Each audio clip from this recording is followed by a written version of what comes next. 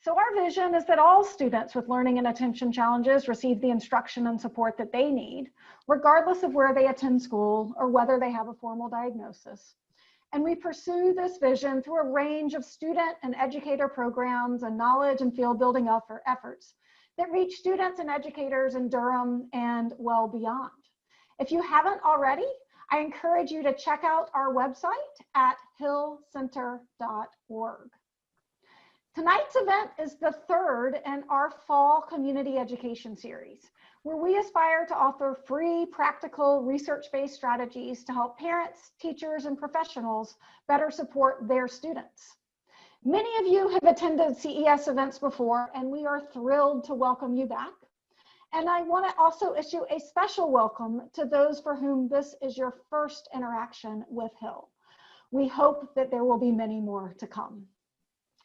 Before introducing our speaker, let me cover a few housekeeping details for this virtual experience. You should know that the session is being recorded. It will be sent out tomorrow, along with slides and a short survey. Please complete the survey. Your feedback is very important to us in developing future sessions. There is a link to the slide presentation in the chat. Dara just put it in there again. So if you'd like to follow along on your own or download the slides, please check out that link. And again, those slides will also be sent out tomorrow.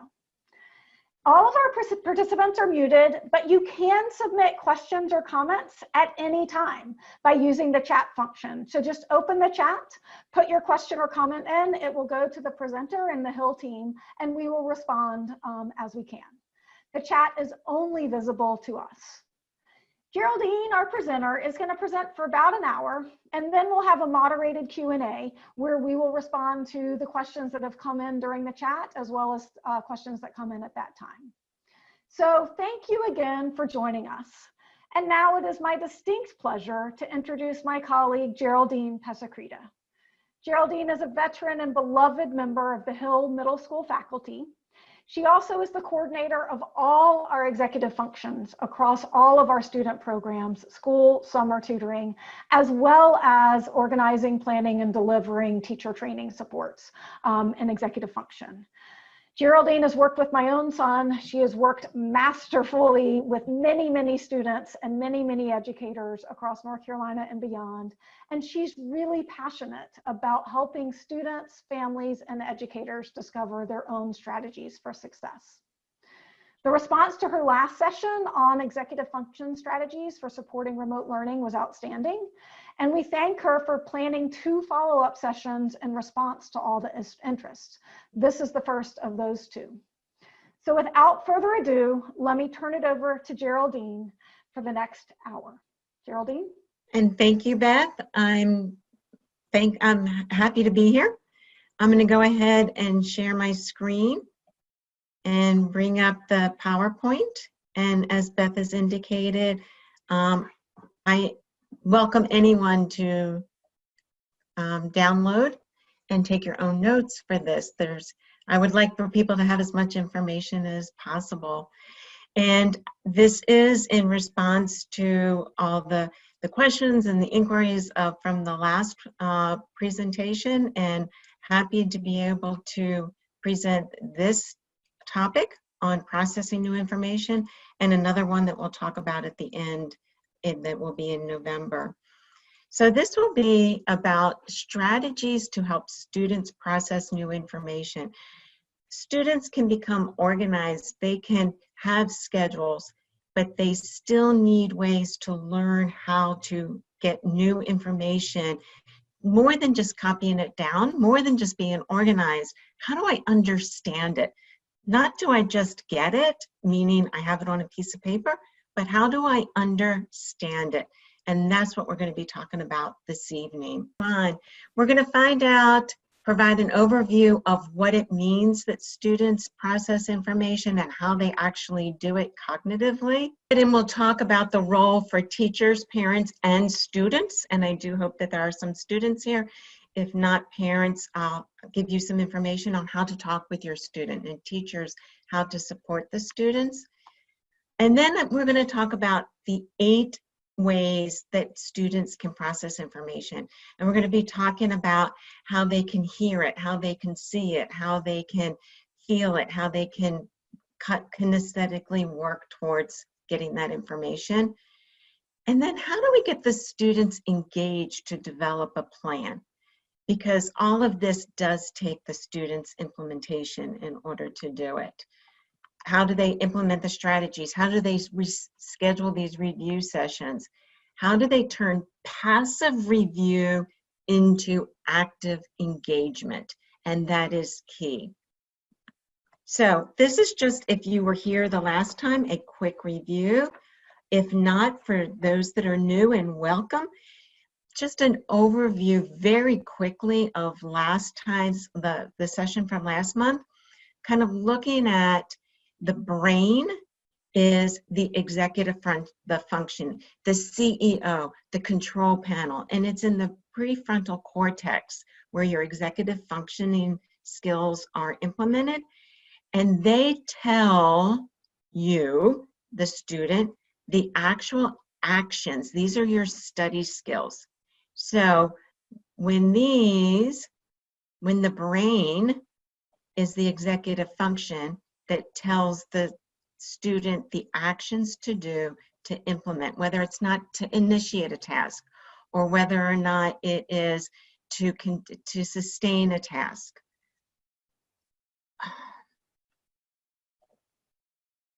And these are the executive functions and the homework task that's associated with it. And so, for example, to read an assignment takes organization from the plan, about the planner. To predict how long it'll take will take time management. And so this is just a review of how these executive functions support the actions in order to complete a task. Moving on to what our task is for this session, components for processing information, and exactly how do students process this information. So let's look at information itself. There's really two kinds of information: the familiar and the unfamiliar. The new information that's being presented by the teacher on any given day, and the review information. It might be a topic that a student is interested in and has their own independent learning, and so this is familiar. We look at the familiar information almost as if it were going through a funnel like water. There's no clog up, it goes through quickly, the student can input quite a bit of that.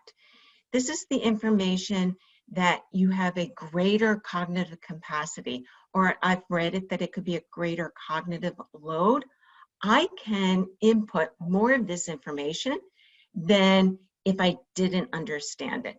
And I can sure feel for this as I'm starting to learn all these new tech tools, and all of a sudden teaching that used to be quite familiar and I could learn a lot of new information has become a little new and unfamiliar, and there's only so much of it I can input at one time before my brain just says, I need a break, I'm done, and I can't take in any new information. And that's almost like glue going through the funnel, where a lot of it stays on the side and it just goes in drip by drip until there's a clog up and no more can go into the brain. And so this hopefully will give you an idea of how students are getting new information in their classes. So let's look at the process of receiving this information. Many people have believed in the past, and indeed there is still a little bit of an element, that we have to start with attention. And actually, that's not necessarily the case. According to John Medina, who has done research and reports on other research, we start with understanding the purpose and the meaning of something. So when the student knows the main idea and what the details that they're going to be learning about, then they can obtain attention.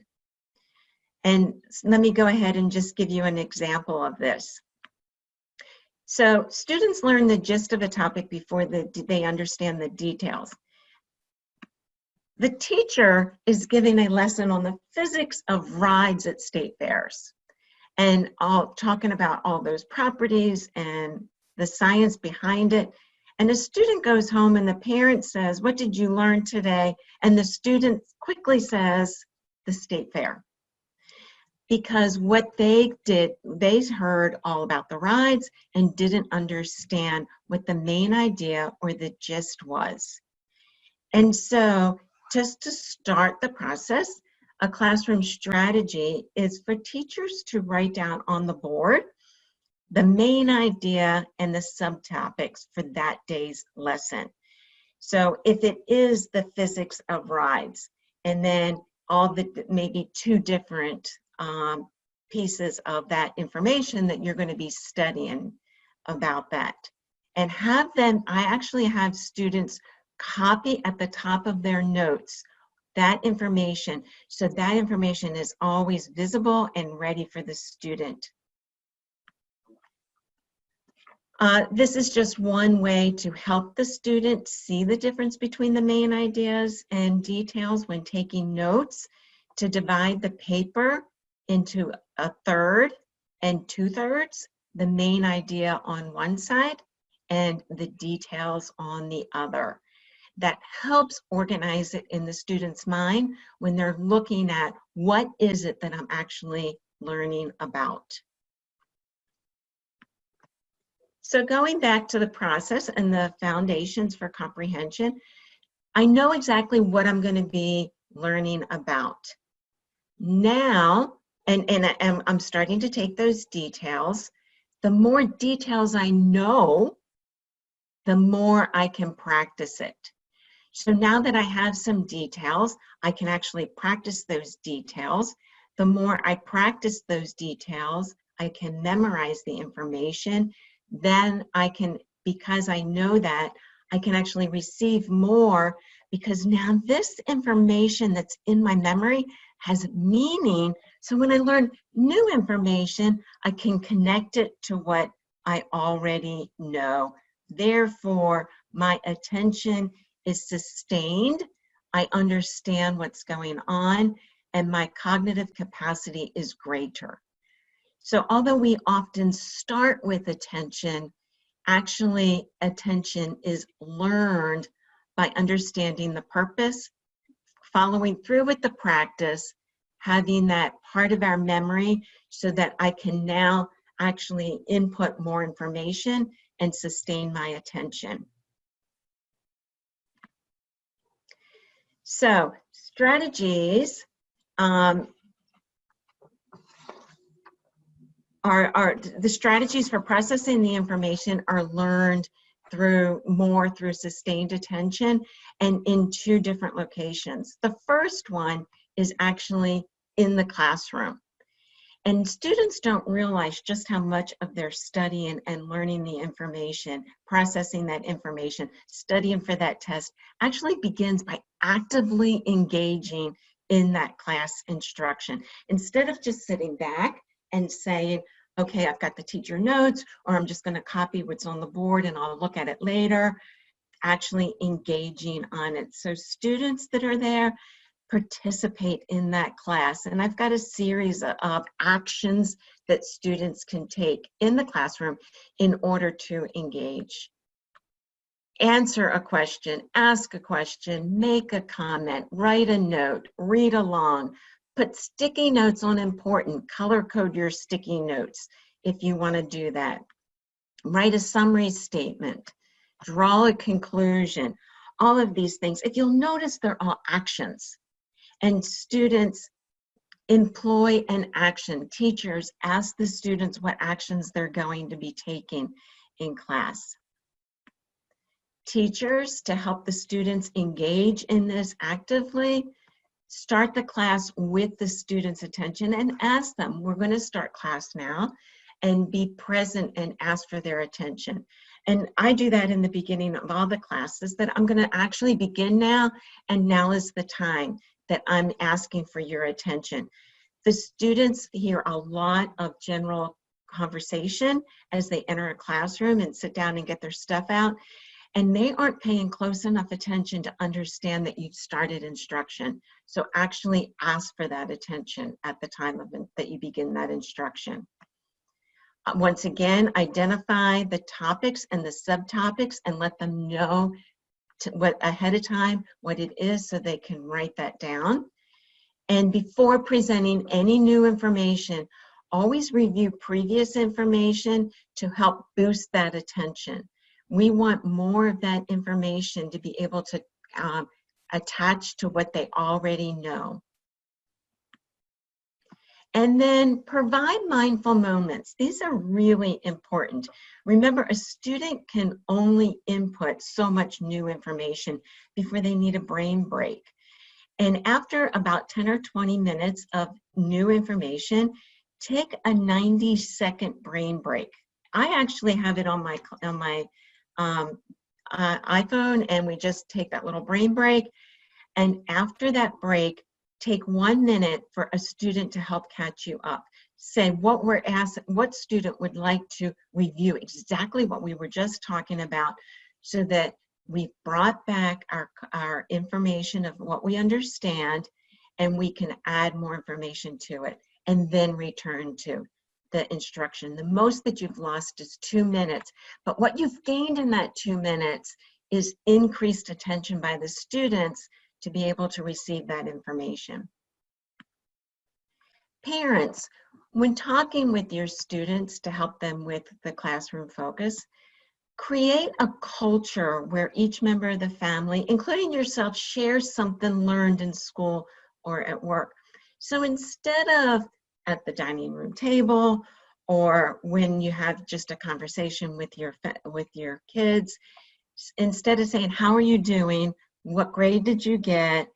Did you finish your assignments?" Ask them, "What did you learn? What's new in science? What did you learn? What did you read about in the novel? I'm really interested in what's next going on in that novel. How did the math teacher help you with solving that equation that you were having trouble with last night with variables?" Ask the child to teach you something new in science or in any topic. Say that I know that you're learning about physics. So what new did you learn in physics today about that? I'm so interested in how physics is used at the state fair. Then looking at, it is now study time. And often study time or processing, it's the exact same thing, is a matter of a student not knowing what to do with that information. And so often it's a matter of just looking up and down and reading the notes, and just kind of reading them as what we call decoders, meaning I'm just reading every word. I'm not really processing it, I'm just reading it. So let's go ahead and look at how can we process it. What students don't understand is information needs to begin by processing it that night to prepare for the next day. They don't understand that within 1 hour, any new information that was learned that day has been lost.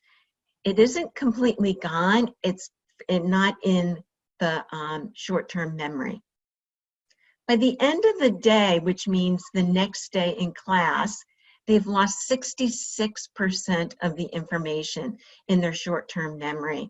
And therefore, 66% of that information really has to be relearned before you can get new information. And by the end of the week, has lost 75% if you have not started to study that information.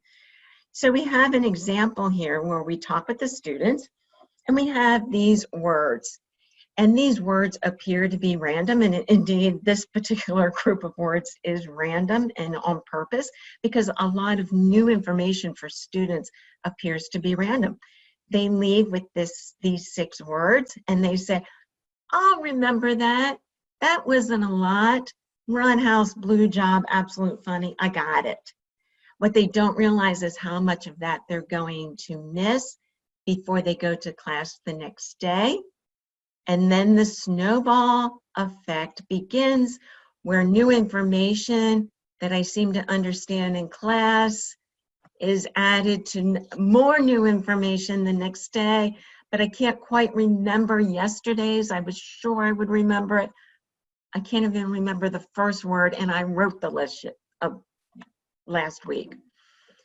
The new information doesn't have anything to connect to, so it doesn't make sense until it's 2 days before the test, and I'm going to start studying now.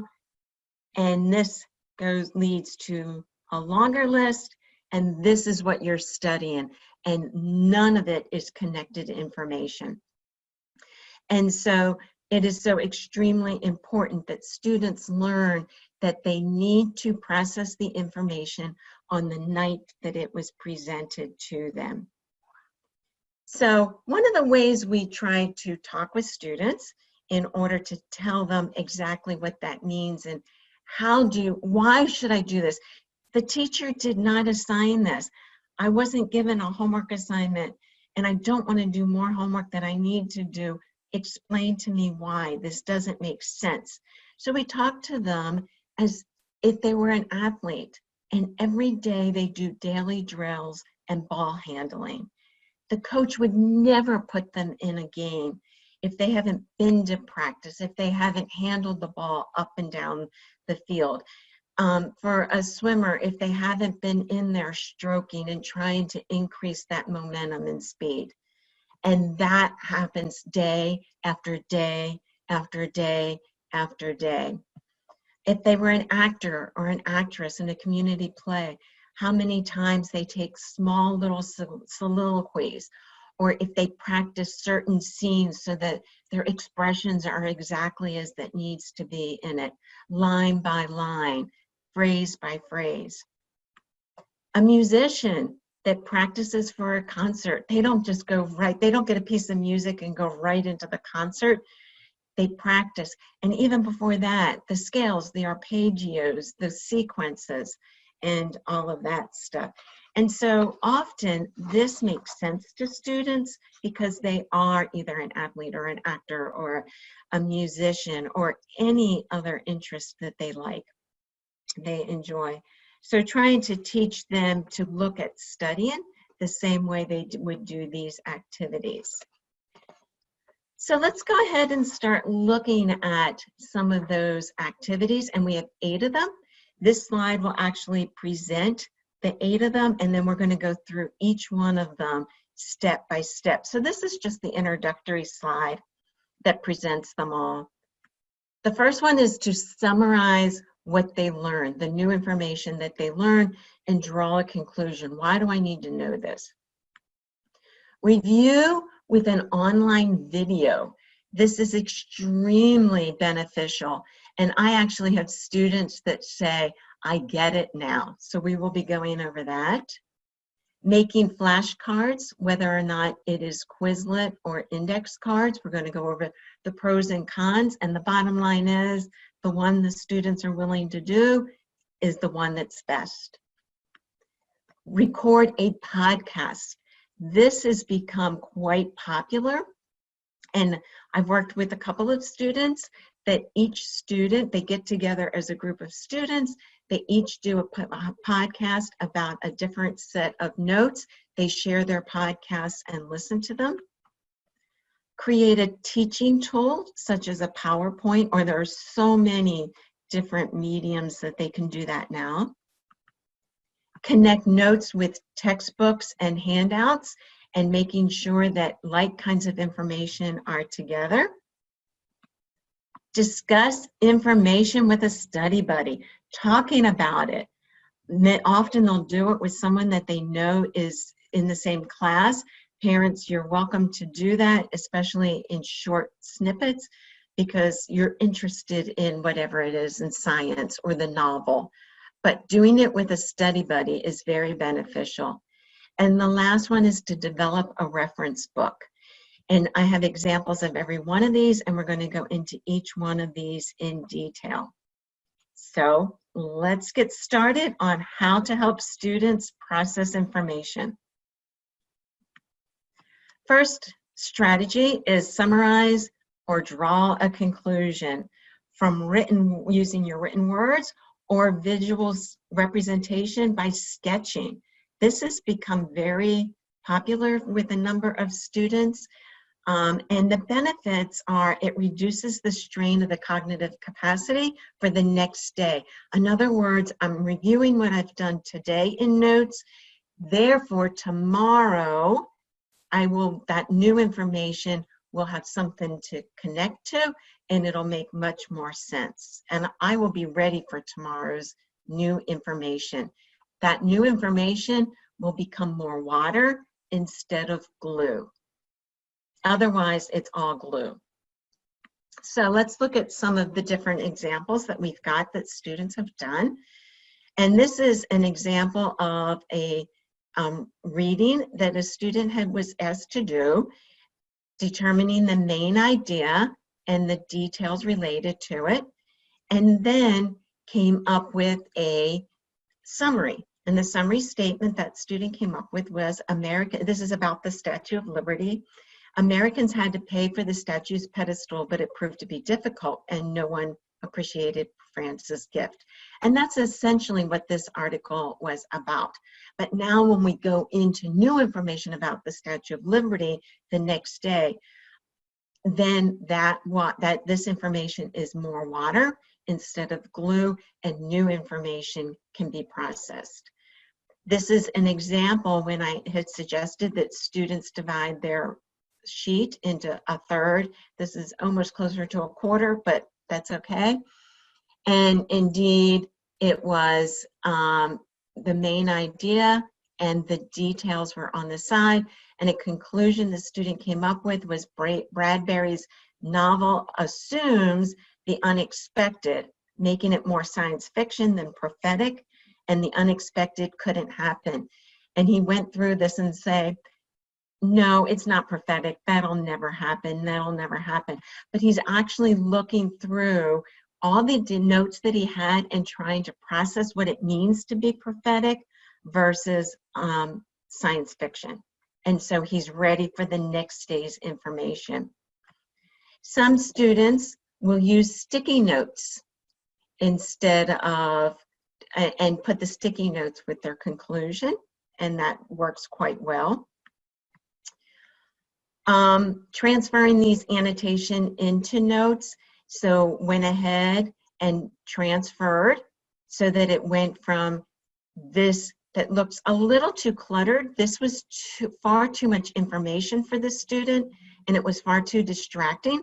So just extricated from the narrative to the note-taking form, the exact same information, so that he was able to limit what he was looking at in just this one document.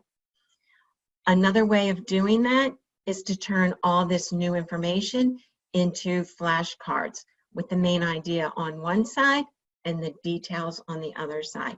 Once again, just going through and processing what's the topic we're talking about, and reviewing the information so tomorrow I remember that information.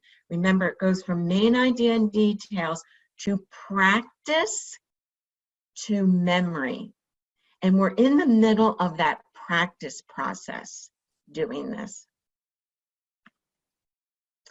This student loves sketching and took the storyline and came up with the basic plot of the storyline, the main ideas, and went ahead and sketched the story and added more of the details into the sketches from the main idea in the sequence. Another form of sketching, which is that people use, this is the app, the Poplet app. People have asked about different apps and websites. As you will notice with the previous kind of strategy for summarizing, paper and pencil is just fine. A lot of kids really get bogged down by apps, and unfortunately, one of the things about apps is they often change, whether or not they're free or not free, the features that they have. That doesn't mean don't use them, but I would avoid inundating students with app after app after app. This is an app that has stayed consistent and has been quite easy to manipulate for students. There are tutorials on using Poplet. You can just on YouTube do Poplet tutorials and you'll be able to get it. Essentially, here is an example of a student who it was a civics lesson and how a bill became a law. He was able to go through the different processes of it, color-coded, that this is green, so it's going to continue until it is stopped with the red. But this is just took his notes and made a visual graph of what this process looks like. And one of the biggest conclusions this student came up with after seeing the visual is, boy, does this take a long time. And yes, it does. For lower school students, this is a way to do that visual by putting the words with the sketching. And the image of a tree where all of the trunks and the big branches, the main branches, are your main ideas, and the different parts, the details become the leaves. This allows them to see that everything on this, all the leaves on this branch relate to this main idea. Once again, the student has gone through the process of reviewing this, reorganizing it, therefore processing it, putting more of that new information we learned today, turning it into water, and then starting to implement the practice to turn it into memory. The second strategy is to review content with online videos. This has become quite popular in my class. We do in my reading class all those wordly wise passages, and I always have the students find an online video. So essentially, one of our passages was about Maya Angelou, and we went through, and what you can't see on the side is they did have the main idea and looked at the details about it. But with this article really focused on her traumatic childhood and then as the poet for Clinton. And they didn't see Maya Angelou as the whole person in this article. And so they were asked to go and find a 3-minute, a 4-minute video in any of these websites in order to get a better picture of who is Maya Angelou. And the student that I worked with this one went to biography.com and saw the video, and it was a 3-minute video. That's all that it takes. It's a visual. It's watching a movie, getting introduced to her more. Her life became so much richer. She was an actress. She had written music. There was just so much more to this woman than just a traumatic childhood and being a poet.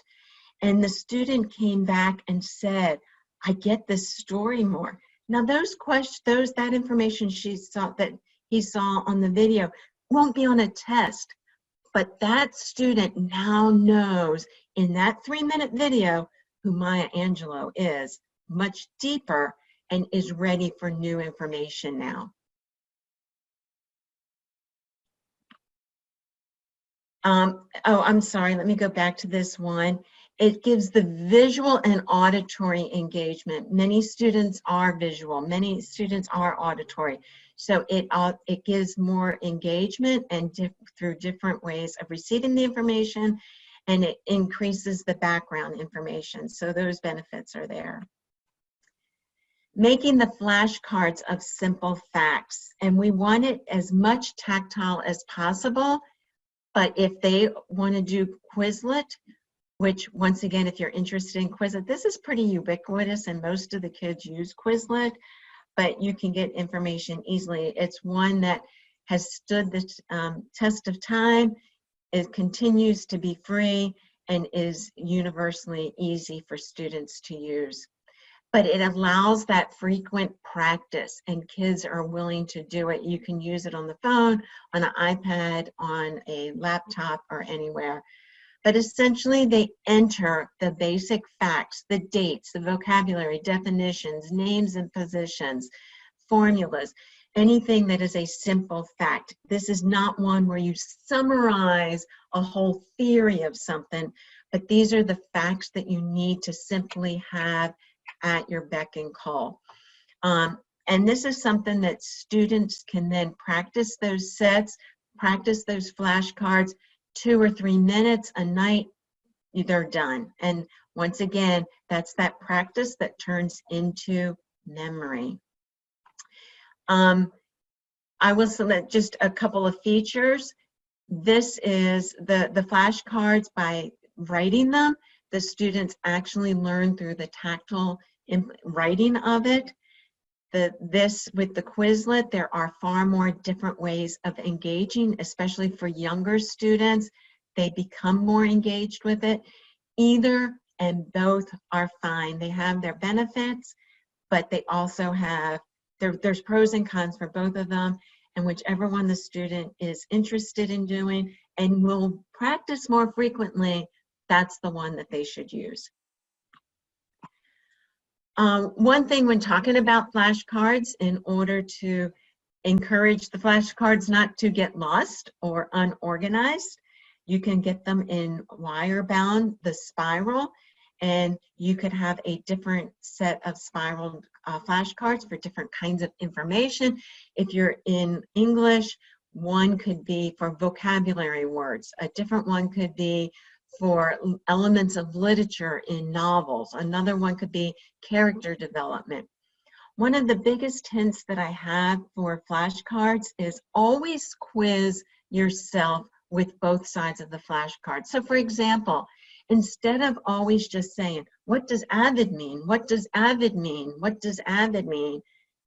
Every other time, turn the flashcards over and ask, what word means to be enthusiastic?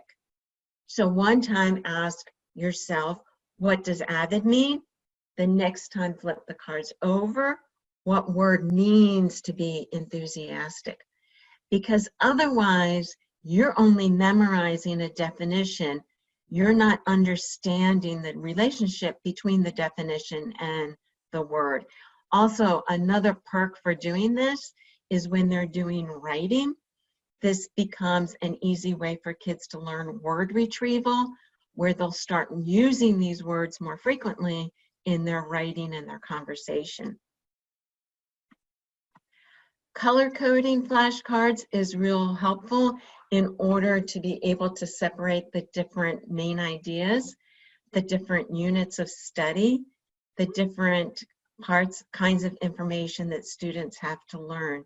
It's no different than using a different spiral for different kinds of information, but this is also very helpful, and it gives that visual cue. It's amazing. I'll have a student say, oh, that was one of my blue cards. That was one of my blue cards. And they actually associate information with the topic of that set of cards. Moving on, strategy number 4 is to record a set of podcasts. And this is an app. It is Audio Light. This is neither one. There are microphone apps all over the place. I neither completely encourage this one or discourage it. It's just an easy way to indicate this. This one, the light version, is free. It does give an oral review and auditory processing. And so you can listen to it over and over. You can add to it. You can have multiple different ones with different topics, and you can organize them by topics. And what you can do is take your notes, read over those notes, and record it as if you were the teacher teaching someone else. And here's the reason I say that. You can share those podcasts among your peers. And I know of students who have done that, and it's a way to get multiple pieces of information. This is especially popular with high school students who really do understand and listen to podcasts frequently. And I know of some students who have, during midterms, they've delineated, you do a podcast for this, this, this, and each of them goes ahead and takes an assignment of a different podcast and they share it.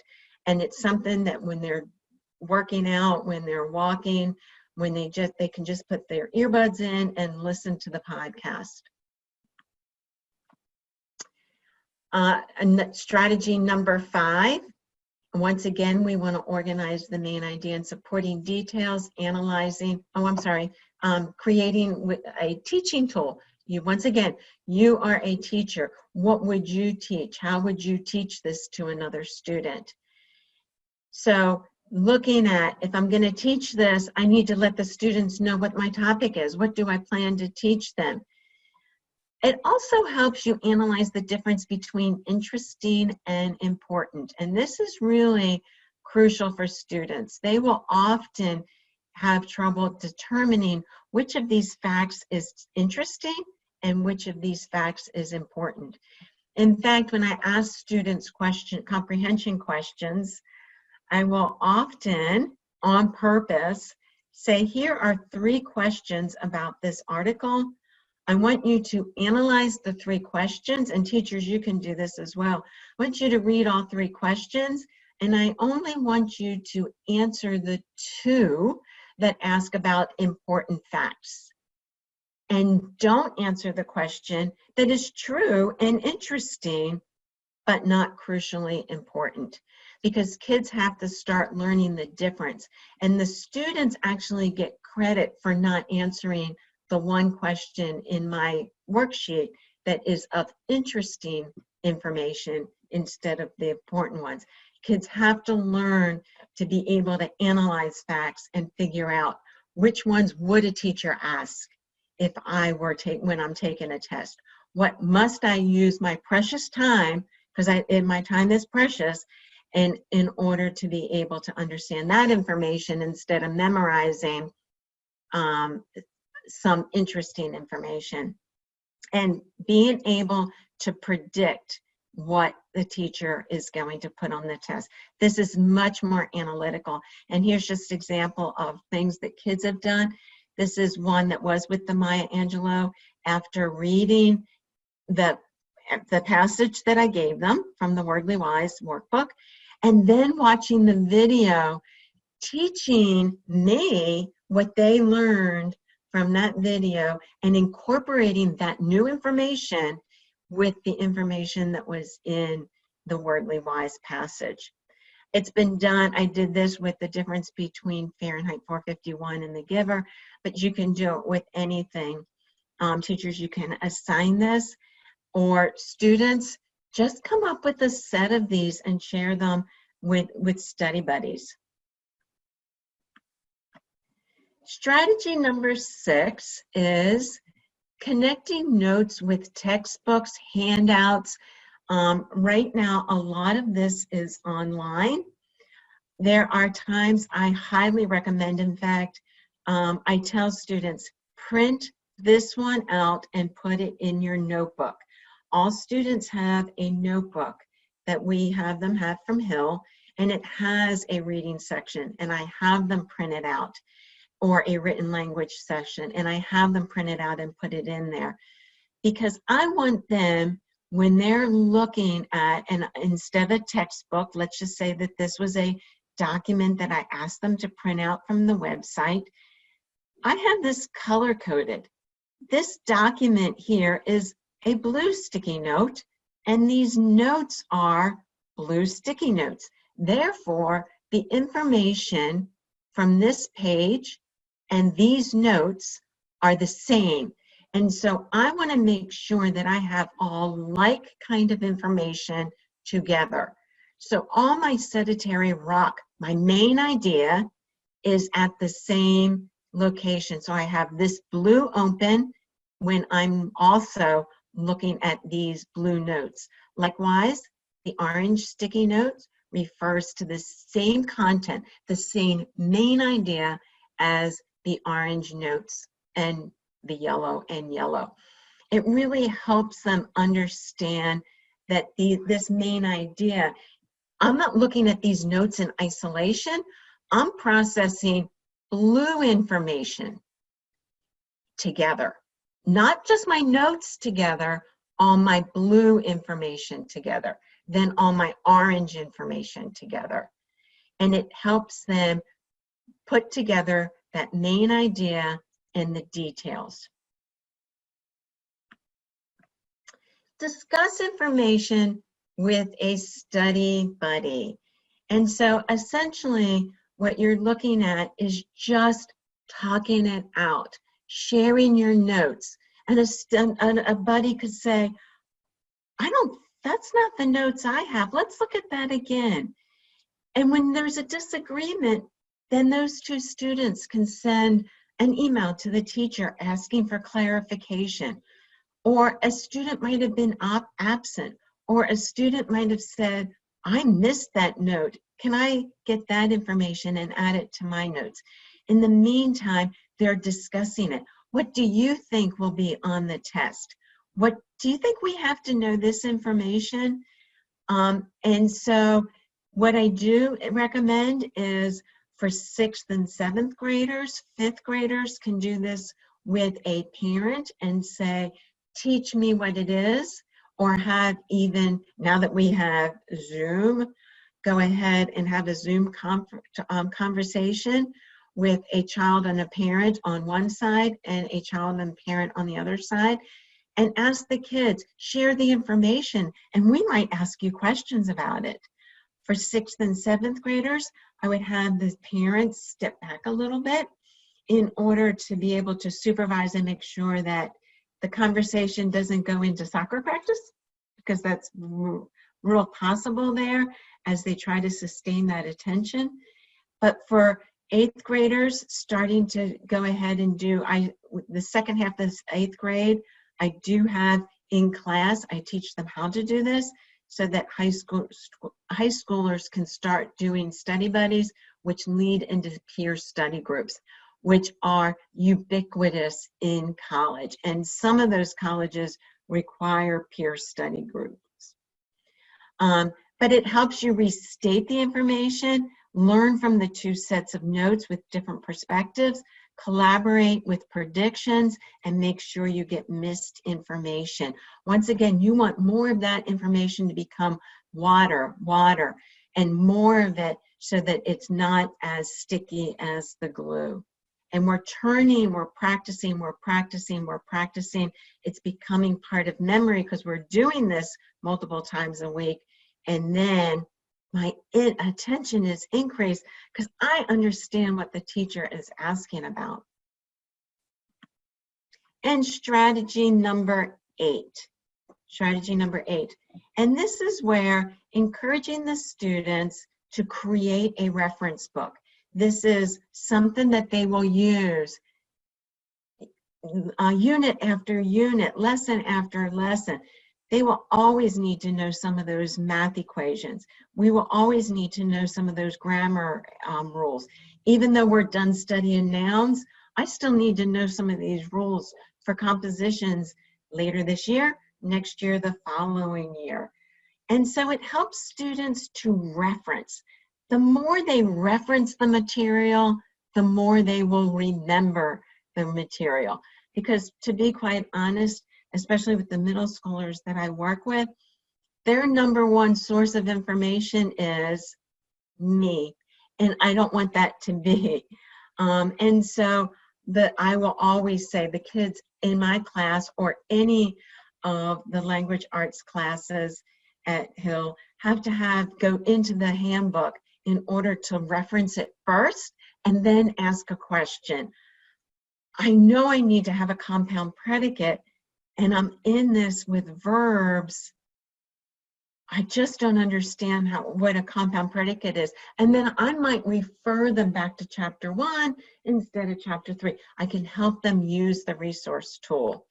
And this is one of those pieces of information where it's color coded, that there's a definition, it gives examples of it, special notes about it, their own personal examples about it, and composition rules. And they learn how to reference instead of just stop. Often they'll stop, or they'll say, I'll ask the teacher tomorrow. Start learning to reference that information. And I can tell you that every time I say, look it up, they'll even say, I know, so I learn where it is and learn what it is. And indeed, that's exactly the purpose of it. Here's an example of a younger student who went ahead and took some of the worksheets that she was given and put it in a composition notebook and would go through it and just quiz herself with using it or even referencing it. I have a homework assignment tonight. I need to find 25 nouns. I'm going to go in my reference book, find out what a noun is so I can find 25 of them. And this is something, another one, this was a high school student who went through and every single kind of math problem that she had, if you can see, this was according to the chapter and the section. Use sticky notes to do the definition of it. She put in an example, identified parts of that example with color coding. This student did this on her own after having an experience of the value of doing it in English class, in our written language class. And so students will learn to understand the benefit of having a reference, that the more you reference it, the more you learn it. So going over and just reviewing the benefits of some of these strategies is it employs different receptive and expressive senses, different ways of inputting information. Not every student needs to use every one of these. Now, I will say students need to employ a minimum of 3 of them, and we're going to talk about that in a minute, because doing the same thing over and over limits the kind of processing that you're doing. And if you'll remember the benefits of each one of them, they had different benefits, and you need to make sure that you employ those different kinds of strategies to maximize your benefit. Give specific actions. Okay, I'm committed. I'm going to study. I'm going to process. I don't know how to do it. So those strategies give you 8 exact actions in order to know what to do. Engage students in different levels of comprehension. I learned simple facts. I was able to summarize. I drew conclusions. I analyzed what the teacher might want me to know. I inputted new information, so now I have a richer idea after looking at the podcast.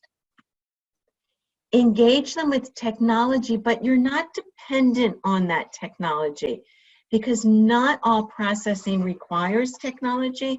And I think that that's important for the kids to understand, that technology is not crucially important. It will help, but don't over technology. Don't over inundate a student with 4, 5, 6, 7 different technologies. And then allow them to be prepared to learn more information the next day. It decreases, well, I am so sorry, I apologize. This word should be increases, and I have edited this so many times, and I greatly apologize. This increases the cognitive capacity. So the next day, they can spend more time learning new information because they haven't forgotten the old information. Once again, this should be increases the cognitive capacity. And I do apologize for that. And this is a hard sell, but this is absolutely true. Students, it saves time when studying for a test. You've been studying all along. There is no such thing as 2-hour cramming. You have already done much of your studying, and now you're going to study according to the teacher's study guide, the review session the teacher had, and you will save time. I promise you, you will save time. So let's go back to our original concept of why we're doing these 8 strategies. We're starting out with understanding, what is it that I'm learning? Why am I learning this? What are the different main ideas? So I can put a detail to that main idea. I now know how to practice exactly what I've learned. The more that I practice it, the more that I reference it, the more that I use it, the more that I listen to it, I will remember, because remember, within a day, we've lost 66% of the information. I won't lose 66% of the information. The next day, when my teacher is talking, I can attend more because my learning capacity, my cognitive capacity, my brain capacity is greater. This actually is where attention is increased. So, how to start a plan. This all sounds good, doesn't it? Especially for teachers and parents. And the biggest difficulty is the conversation with the student. How do we start this? Why do we start this? For teachers, I would go ahead and even consider assigning some of these ways of processing that new information to help the student employ them and understand how to use them and the benefits for them. So we want to start, but let's go ahead with a student that, especially at home with a parent, you're saying, I saw this work, this webinar, and these are 8 wonderful ways, and I know you'd enjoy them. But the student is going to say, but it's not assigned. I've done all my homework. Why should I spend even 5 more minutes with this? So you're going to start with just at the beginning of a new unit in one class and have that conversation with the student. You know, you are a wonderful singer, but how much do you have to practice that song before you do a performance? Before you go on the stage, how much do you warm up? How much time are you willing to take that 5 minutes all the time and hum through it? Start with that conversation and then say, we're going to do those exact same kinds of things with some of your lessons, but we're going to start with one class in a new unit and choose the class that is of interest to the student. Let the student choose the class and begin with a class that they did a lower test grade than they expected, where there's a little bit of obvious disappointment.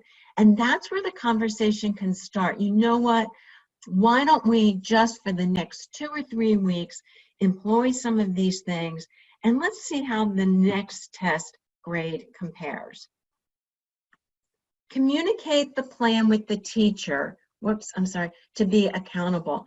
For older students, I would say for even 7th or 8th graders all the way high school, encourage the student to contact the teacher and say, this is what I'm trying to do. I got that C- on the test and I really thought that I studied, but I'm going to try some new strategies and I want you to know about these new strategies and I want you to make me accountable and ask me about them. For younger students or for students that are just a little gun shy, the parent can go ahead and help the student compose the email, or the parent can go ahead and compose the email. But definitely communicate with the teacher. And then schedule some processing some processing sessions. Don't say, yes, I'll go ahead and do it for the next 2 weeks and leave it at that. Because today, I don't need to do it today. I'll start tomorrow. Tomorrow, I have a lot of homework. That's okay. I've got 2 weeks. I'll start the next day. I'm still ahead of schedule. But you've gone to class the next 2 days and you haven't been as prepared to get new information. Recommend for 3rd to 6th graders, a 5-minute session 3 times a week, 4 times a week, whenever you get new information is enough. It's just enough to say, I got it in 2nd period, I'm processing it again at 4 o'clock in the afternoon, and I'm not gonna lose that 66%. And so we have the different, when I have here for 9th to 12th grade, it depends on the course. If it's an AP course, you're gonna need 20 minutes at minimum in order to keep processing that information. So that one is dependent on the course level. And then actually write out a plan and make it visible. Put it at a place where everyone can see where it is, create it, share it, and have a trusted, accountable person. And it could be the teacher, where the teacher asks, did you do your podcast? Would you mind sharing that podcast with the class? And be sure to try multiple strategies to engage with new information. Don't just do, I'll do Quizlet, I'll do Quizlet, because you're gonna lose all those other benefits.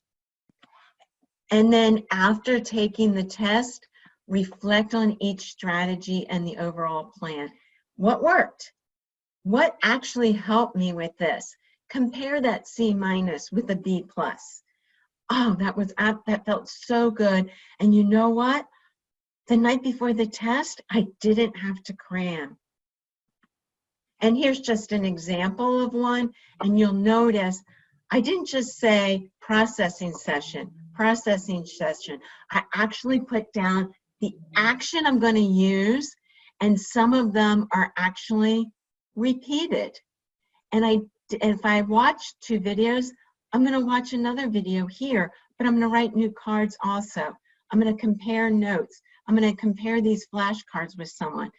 And so go ahead, you can repeat some, but make sure it's written down, not just processing time, the action we're going to actually do. And get with your child and say, let's try this plan, and we'll process it afterwards, and we'll figure out what worked. So that concludes kind of looking at the strategies for processing information.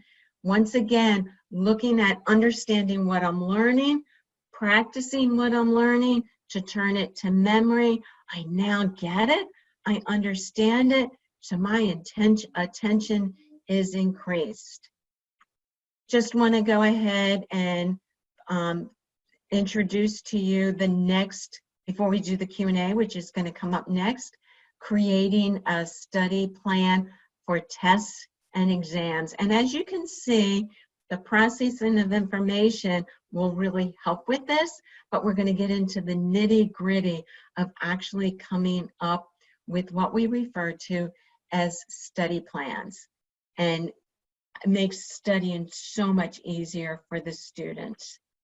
And so now I think I can bring back my, yeah, I can see Kathy, and you can go ahead and share your questions, and I'm happy to answer them. Excellent. I wanted to share an observation. Somebody asked a question, and it made me sort of stop and think. An analogy, you talked about playing sports or practicing for a play, and during COVID, so many of those things aren't going on. So if I were talking to a student, I thought of the analogy possibly of playing a video game, where you get a new game and you have to play the first level several times to learn the details and all the moves you have to make to advance to the next level. So that's really similar to taking in that new information and interacting with it and practicing to commit it to memory. So I just thought of that as an analogy, if that's helpful to anyone in talking with a student. Absolutely. And a lot of those things that students do, they're still going, I'm impressed with the number of students that are going out into their own backyard and throwing balls or shooting hoops or doing those drills. But they're doing drills, not playing the game, but doing the practices that keep them in shape. And I'm so impressed with the number of students that are continuing those techniques to keep it into their motor memory to increase their attention.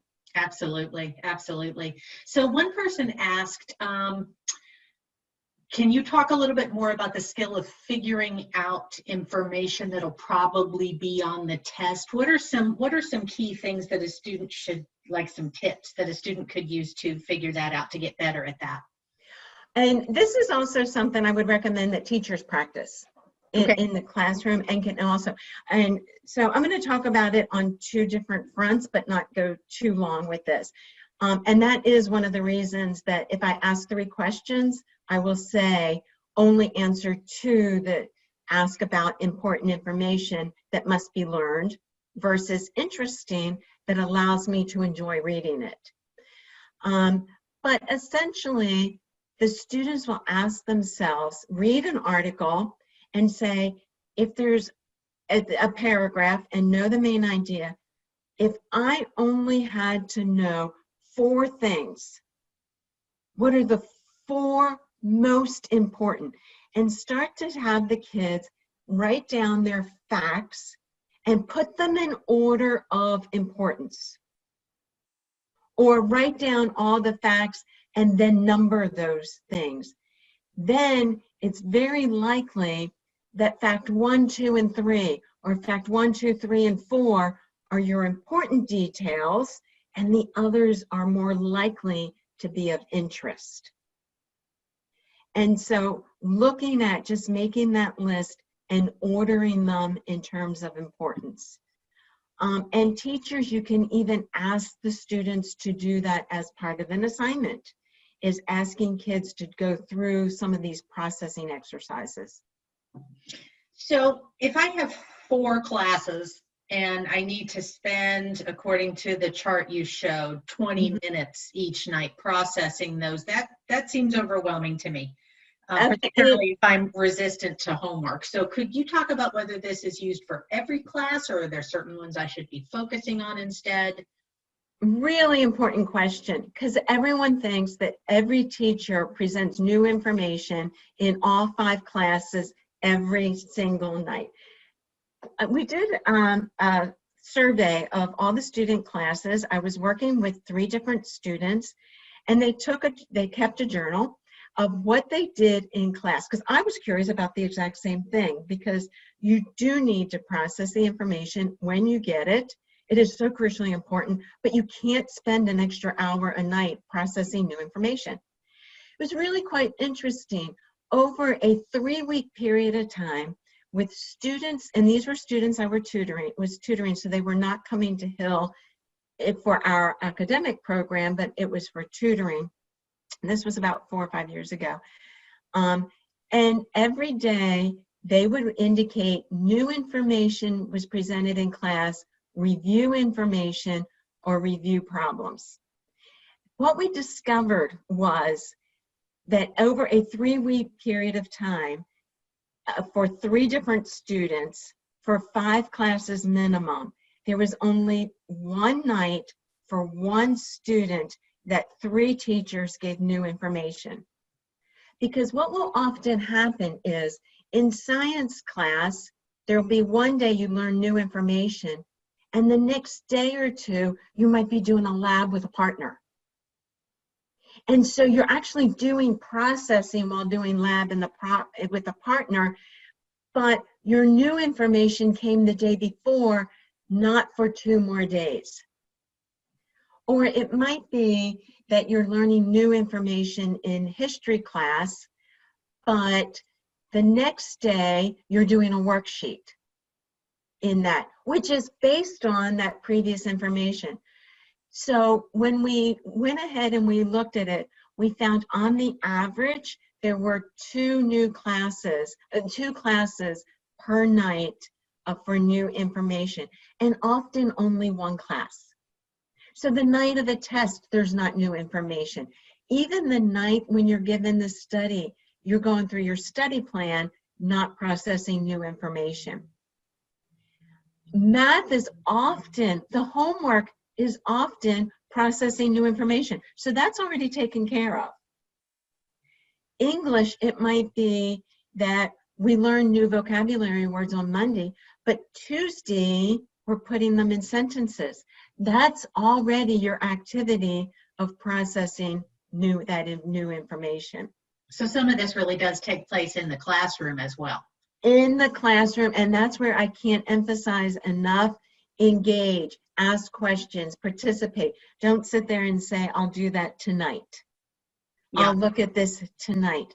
But we did find, I did get with the students that I work with, and I do occasionally say we're going to keep a journal again, and it has borne out time and time again that teachers don't give brand new, completely unfamiliar information for every class every night. Yeah, absolutely. And I think that's a great point. There was a question about a good study strategy for spelling words in middle school. So sometimes with the vocabulary, they're required to also be able to spell it properly without seeing it. So is there a good study strategy for spelling? And I empathize, I'm not a speller. And so I completely empathize with it. This is one where I cannot stress enough, you cannot cram spelling. You cannot cram spelling. Have a list there, have the students reference that list, have that list available. So when they're writing the vocabulary sentences, they reference it. The more they reference it, the more they'll learn it. And this is one where I would go with an auditory and have it say, put in that, in the microphone, spell anonymous, and the student will try to spell anonymous. Spell disintegrate. They will have to spell it. So have an auditory command, put pause, and try to spell it through oral practice, because then you hear it as well as see it. Or oral once, written another time, and the student check it, because the student will find the error and then practice it 2 or 3 times correctly. Yeah, it just occurred to me you could use a podcast for that. Actually, you could recite the words in and then leave that pause and then maybe spell it correctly, and then you can get an immediate check on it. Yes, but once again, 2-3 minutes a night. Do not try to cram that kind of memorization. I have a final question for you. If I have a student at home who needs to physically move to help with focus, you mentioned the idea of the podcast while walking, but are there some other ways they can interact with the information in a way that allows them to be up and doing something a bit physical? Yeah, I actually have a student that I worked with, and other students have done this.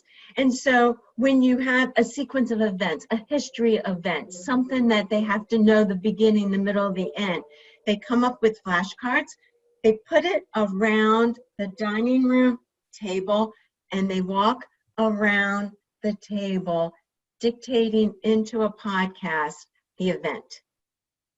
It gets them moving. It gets them to be able to physically see as they progress through it. And then they're also up and moving. And then I actually have one student said, that event happened where my father sits for dinner. Once again, it was an unintended clue, but it worked. But yes, you can go ahead and move those flashcards around. And I would even say, make a podcast and go for a walk and listen to your podcast. Absolutely.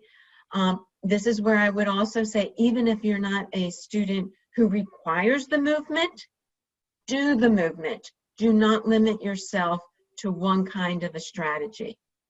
That doesn't mean you employ all 8, but I would say a minimum of 3. And I think it's important to know, you often remind me of this, that it's not a good idea to throw every single one of these strategies for a student at once, because that in and of itself is overwhelming. So maybe allowing them to choose which one they want to try first as an option, and then add on as time progresses. But I would even say within that first 2-week trial time, help the student through each one of these strategies, model the strategy. Why don't we take this first page of notes, and with this first page of notes, you are quite the artist. Let's sketch this one out. So that first 2-week process of trying to learn how to do it, the buy-in from the student, kind of going through as much modeling or saying, when you're done that podcast, I really want to listen to it because that topic really interests me. Mm-hmm. Or why don't you share that with so really having the parent guide, coach them through it instead of helping them or doing it for them. Right, absolutely. Because that, I think as a parent, I can tell you that for one of my kids, that would have been my reaction, would be, well, I'll just take his notes and record the podcast for him. And that's, I know that's the wrong way to go. In fact, acting like that backfired on me a few times. But it's that gut instinct to be helpful. Yes. No, and the thing is with some of these, one of the things that I've discovered, and when talking with parents, is they don't want to put in the extra work. What kids really appreciate is knowing what action they can actually do that works. Because they're tired of just, the reason they don't study is because they don't know what to do with this set of notes. And they just look at it, flip the page and look at it. When they know that there's something they can do with it and know what that action is, they really are quite willing to do it. And this is where I also recommend teachers assign some of these things because they are wonderful ways of them processing the information. And that's what a lot of homework can be. Yes, and as an educator, it pays off for me on the back end the next day in class when I'm not having to review and elicit so much prior knowledge before I can launch into what I wanted to do with it. So, and more of the information you teach today will remain as water in the funnel for tomorrow. That sounds like a great thing for us to end on. Thank you very much, Geraldine, for your presentation tonight. It was excellent as always, and I look forward to the one in November as well. Thank you all for being here with us tonight. I really appreciate you coming, and we're always happy to welcome you to Hill. So thanks so much for joining us tonight.